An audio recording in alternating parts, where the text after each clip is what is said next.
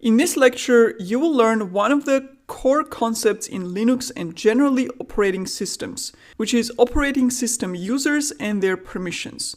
We will see Linux commands for creating users and groups, as well as understand how permissions work and how to give users and groups in Linux different permissions to work with files and do things on the system. First of all, there are three categories of users that we may have on a Linux system. First one is the root user. This is a special type of user that has unrestricted access and permissions to the whole system. Also called a super user because it can do anything. Whenever you want to do some administrative tasks or access restricted files, for example, on your system, you need to log in as a root user, or you need to execute commands as a root user. A second type of user are regular or standard users. These are the users that we create to log in to the system. So if I want to use a computer or a server, I will have some standard user that I can use to log into the system and then do stuff there. And each regular or standard user will have its own dedicated space that we already saw in /home directory in a folder that has the same name as that user. And the third type is service user. The service user is relevant on Linux server distributions because Linux is widely used for servers, and servers run different services like a database server or a web application server, etc. And it can run multiple of those services. So you may have an Apache server application running on a server, as well as MySQL, database, etc. And each such service or application will actually get its own user. So they will not be started by a standard user or a root user, but rather they will have a dedicated, for example, MySQL user or Apache user that will start the application. Why? Because this makes sure that each application is isolated in terms of permissions from each other and ensures better security. And this is a best practice in server management and DevOps to run the services with their own dedicated user. Running a service with a root user is very bad because this will create a lot of security issues. So no service should be run with root user because then that service will get actually root user privileges. And it may accidentally disrupt the system, or if someone would hack into our system and that application specifically, they will be able to do more damage to the whole system with a root user privilege. So these are the three types of users that you will have on a system.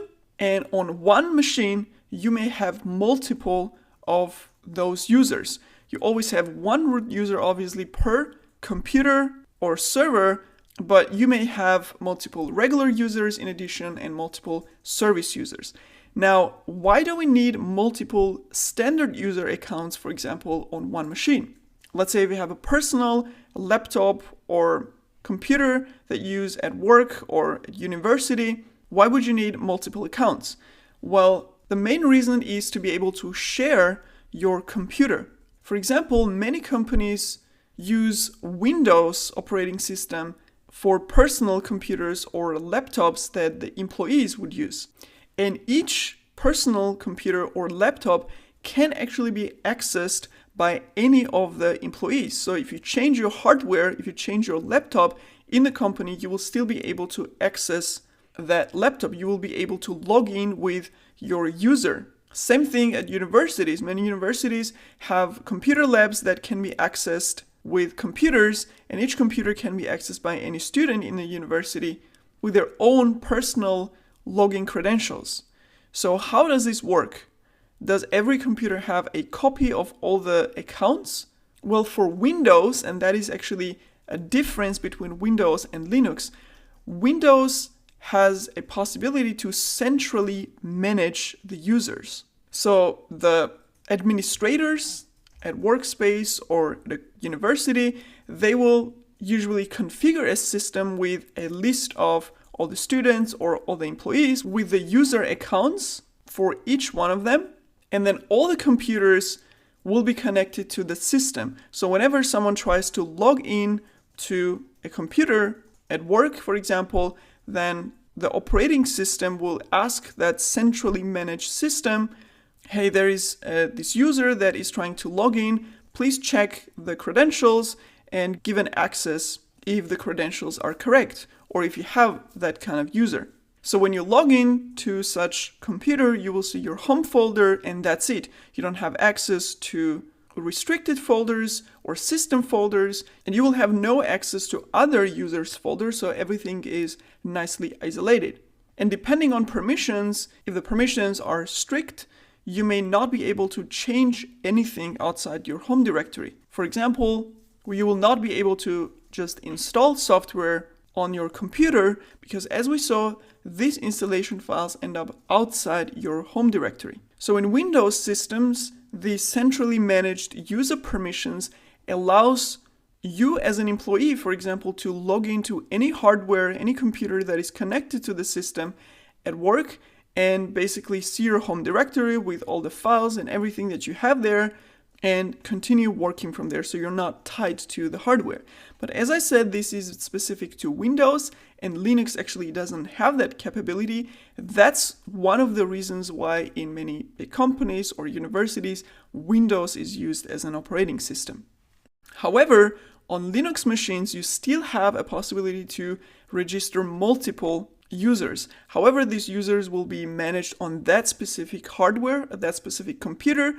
If you log in on another computer, you're going to have users that are registered on that specific computer. So it's different from one computer to another. And again, this is a use case if you want to share the same computer with many users, for example. In Linux, however, this multiple user accounts is more relevant when we're talking about servers. Because usually servers are managed by teams of administrators or engineers, so multiple people need access to the same servers. Now you may be asking, why can't all the team members just have one account or one user and then basically access the server with that user? So have a shared user basically, instead of having their personal files.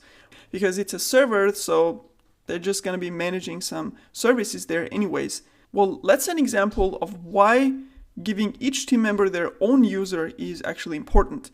Let's say we have 2 servers in the company maintained by a system administrator's team of 3 people. First of all, you don't want to give them all root password, right? So they need to have a non-root user. Because again, root user should be just used by the system, and whenever you need to access a restricted file or do something that needs a super user privilege. But other than that, you should be always working with a non-root user. Also, you can decide per team member what permissions they get, because someone may be a senior administrator, another person may be a junior, so they may actually get less privileges and less permissions to change stuff on the system or to access certain locations. Also, with multiple people working on the server, you want to track who did what on the system. So you want the traceability on the system, because if it's an important server, like a production server, for example, and you want to know what happened by which user at a specific time, not for blaming, but just knowing who can help resolve that issue. So these are the reasons why you would want to give each team member their own user accounts to work on servers. So when you get a fresh new server, an admin will usually create those users so that the team members have access to it. And in the next section, we're going to see how creating users and giving them permissions actually works.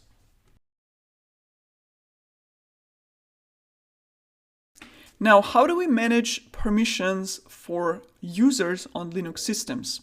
We can manage permissions on 2 different levels.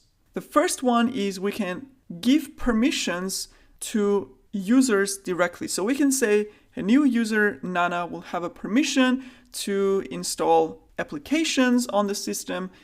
She will have a permission to execute commands with super user privilege, etc. So we can do that per user. Another way of managing user permissions is by grouping users into Linux groups and then giving that group certain permissions. And this is actually the best way of doing it, especially if you're managing multiple users, by defining a group on a Linux system. For example, if you have a DevOps team, then you would have DevOps group, or you may have an admin group. You may also have a group for developers, and then you would add all those users to the group, and then you would have permissions defined for that group and not directly for the user. And this is actually super convenient and way easier to manage if you have tens or hundreds of users. Let's say if you have 50 users, you don't want to set permission for each one of them one by one, and then when they're not in the team anymore, then take permissions from them and so on. Way easier is to just add the user to the group, so we'll get all the permissions that the group has, and then remove the user from the group, and it will lose all the permissions that it had from the group. And that's why usually when we're working with users, we also work with groups. So each user will be part of a group by default, and then you can add a user to multiple groups even. So they will get all the permissions from all the groups that they are part of. And this is actually a very important concept in Linux systems. So now that we know all this theoretically, let's actually see how managing users and groups on Linux actually works in practice. So back on our Ubuntu system, where we're going to see how to create new users and how to give them permissions. First of all, let's see where all the users that the system has is actually stored and how we can access that list. That information is actually stored in /etc/password file, and since it's a file, we can just print the contents of the file. Again, if you remember, /etc is the system configuration location, and that's where we have the users that are registered on the system. So if I print the contents, you see this not very user-friendly list. However, it's not very complex actually. Each line here represents a user, like this one right here, which is my user that I created. And let's see what all this information actually means. First of all, we have the name of the user, then we have X, and you see that there is X for all the other users, and this is actually a placeholder for the user's password. Obviously, it's not displayed here in plain text because it's a password, it's a sensitive data, so we just see a placeholder X. The password itself is actually stored in another file for security. Then we have a number here that actually represents the unique ID of the user. So my user, Nana, has ID of 1000, and root user on the system always has an ID of 0. The second number that we see here is the primary group ID for that user. So groups also have their IDs, and each user will have a primary group which that user is part of, and that primary group ID will be stored here as well. Then we have the user description and full name, etc. This is the user's home directory, and this is user's default shell /bin/bash, which is actually the shell that we're using here to execute different commands. And as I said, this is a file. So how do we add a new user? It's actually pretty easy. We already saw that command, add user and username. And let's call this one Tom. However, adding a user in a system is administrative task, so we are gonna need super user privilege here. And if I execute and enter my password, this will create a new user. And we have to set the initial password for the user, add the full name, room name, whatever.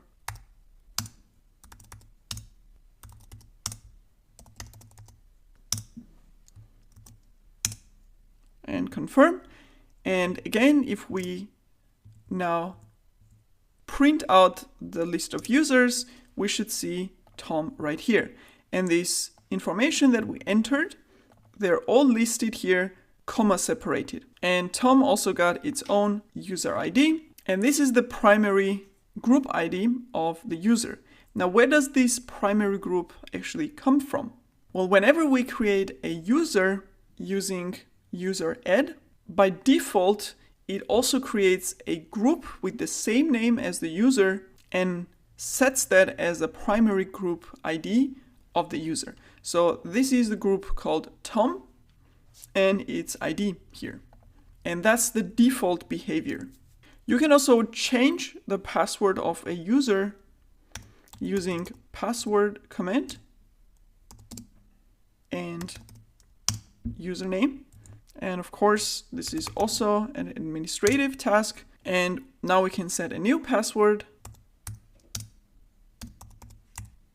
And there you go, password updated. Now we could actually log out from the virtual machine and log in as Tom user, or we could do that directly on the command line as well, using command su dash and username that we want to log in as, and their password. And right here, as you see, we're logged in as Tom user. This is just a name of the computer, but we are in Tom's home directory right now. And the same way we can switch back to my user like this. Using the same command, you can actually log in to the system as a root user. So without specifying any username here, by default, this will be root. So su dash will log you in as a root user. Of course, you will have to specify the password of the root user. Now let's say we want to create a new group called DevOps, where all our team members or engineers will be added, and then we can add the permission to that DevOps group instead of adding permission individually to each user. So how can we add a group? Also super easy, sudo group add and the group name. And we're gonna add a new group called DevOps. And of course, if we want to verify that the group was added, we can print the list of groups from /etc/group file. And there you go. At the end, we have the name of the group and the ID of the group. A small note here on the commands for creating users and groups. If you noticed, I used a command add user to create a user and group add to create a group. So basically, in most Linux distributions, we have the following command pairs when creating users or groups. We have add user and user add group and group add. And if you see examples with these commands on internet, it may get confusing. So what is the difference here? On most distributions, add user and add group are interactive, more user-friendly options of the commands user add and group add. What does interactive and user-friendly mean in this case? It's easier to use and all the info you need to create a user or a group, like ID or home directory, etc., gets set automatically. Or it asks you for an input in interactive mode, like with password. Whereas for user add and group add, you need to provide all the needed information as parameters, since these are more low-level commands. So which one should you use? As a rule of thumb, use user add, group add commands in scripts when you're executing these commands in an automated way, and use add user and add group commands when executing them manually. The same goes for userdil or delete and del user as well as group del and del group comment pairs. Now let's say we want to change the primary group of user Tom to DevOps. How do we do that? Using a command called user mod, which modifies or changes the user. So we can do user mod minus or dash G, the primary group that we want the user to be in, and the username. And if I execute this, this will make DevOps the primary group of user Tom. And now, since we don't need the Tom group anymore, we can remove it using del group or group del command. So we can do del group Tom, and this will remove the group called Tom. Now, we can add a user to multiple groups, right? So in addition to one primary group, a user can have multiple secondary groups. And as a result, user will get all the permissions that the groups have which it belongs to. To add a user to multiple secondary groups, we can use user mod dash capital G and then list of the groups that we want the user to be added to. So we can do admin and some other group here and username. In our case, let's just add Tom to admin group, but know that capital G option will overwrite the whole secondary groups list. So it always sets the new list of groups for the user. If you want to add user to a new secondary group in addition to the existing ones it already belongs to, we use an option A in addition.